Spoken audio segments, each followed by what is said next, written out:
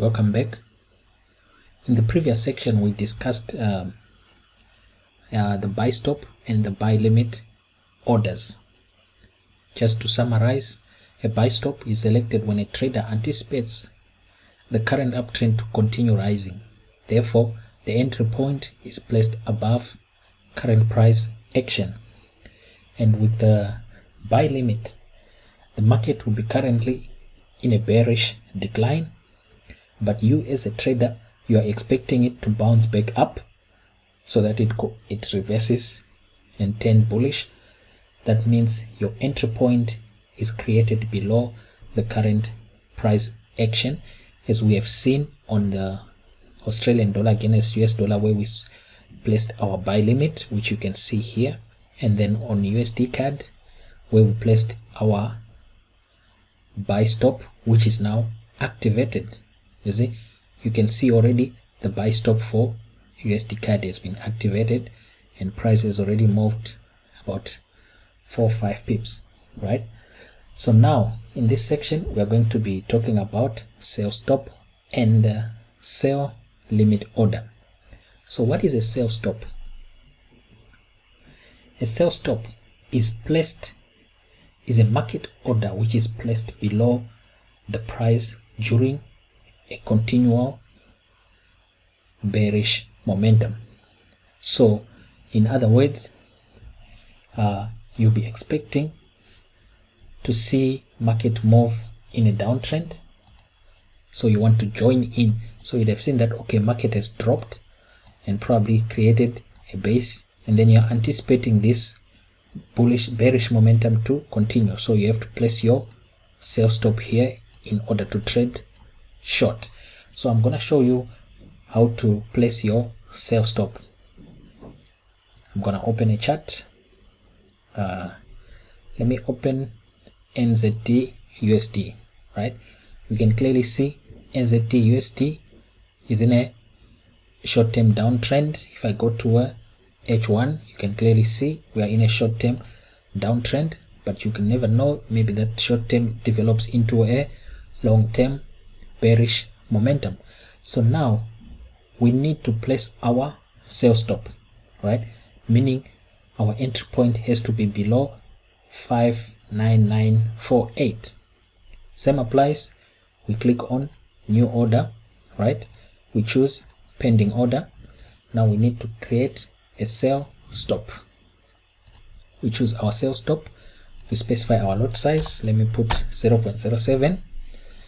Now entry price, we need to enter when market reaches 0.5990. that will be my entry point, so that I'm expecting market to continue falling to the downside.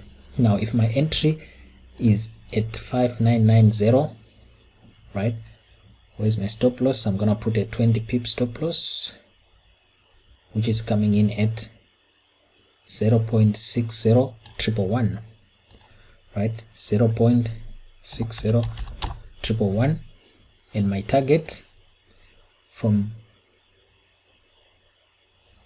59900, I'll be targeting these lows here, which are coming in at 70 pips with 0.59199. that will be the target, 59199. Once you have specified all the parameters, if you want to put an expiry date, right, let me put Friday the 15th, so that if price doesn't reach there by Friday, it cancels the order. Then I'm gonna click place. Now you can see I've got my sell stop with the volume of 0.07 at 5990 is placed. Now you can also adjust the stop loss or the take profit by moving your mouse onto the line and adjust to the level that you want to place the line. Now that's how you place a sell stop. Now I'm gonna show you how to place your sell limit. Now what is a sell limit? A sell limit, this is whereby you will be anticipating an uptrend to reverse into a downtrend. That is a sell limit order. It's a market order which is placed above current price action with the anticipation that market is now going to turn and move to the downside. So you'll be looking to trade to the downside when you place your sell limit. So let me show you how that is done. We go to file, new chart. Let me open a chart. Which chart should I open? Just trying to choose any chart, guys, any chart that we can work with. Euro JPY, let's see what price action we've got on Euro JPY. Price chart has to update a bit. Price chart has to update. While it's doing that, let me see if I can get another pair. Let's see if I can get another pair which is going to update quickly.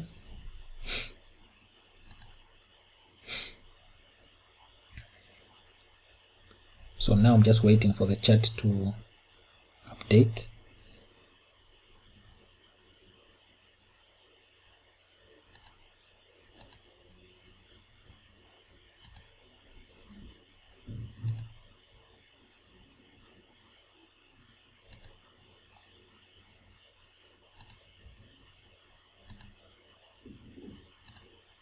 Okay, seems like they're taking their own sweet time to update. Right, now we've got the Euro JPY chart open. I'm going to show you how to place your sell limit. So this is whereby we're going to place our sell limit. Now remember, the entry point now is going to be above the current price action, meaning our entry point has to be above 115.75, right? That's where our entry point is going to be, with anticipation that market is going to trade to that price and then drop. So same applies. We come to new order, we select pending order, but this time we need a sell limit, and we specify our lot size. We're going to put 0.04. right? Now our entry price, right now current price is at 115.74, so I'm gonna say 115.78. Sorry about that, 115.78. That's gonna be my entry price. I'm saying, okay, if price reaches there, trigger my short trade, trigger my sell position, because I'm anticipating market to continue to go to the downside. So if my entry point is at 115.78, my stop loss 20 pips away comes in at roughly 116. So my stop loss is going to be on 116.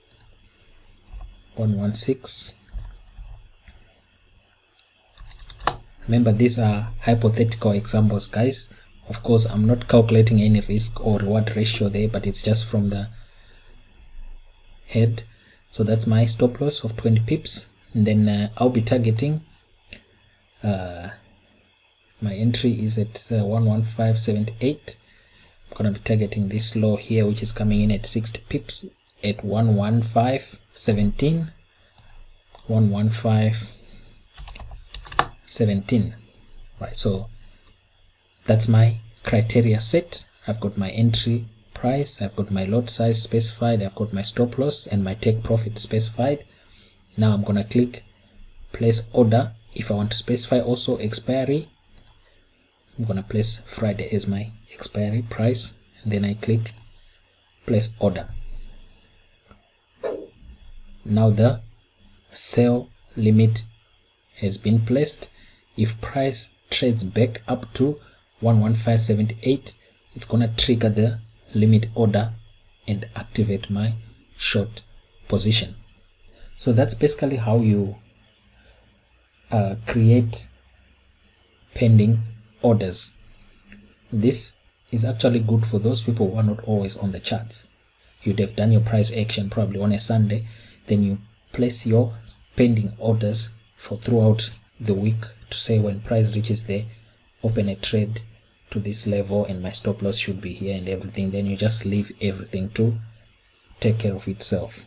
So in the next class, I'll be showing you how to add trailing stops to enhance profitability and how to take off profits from a winning trade. I'll see you in the next class. Thank you.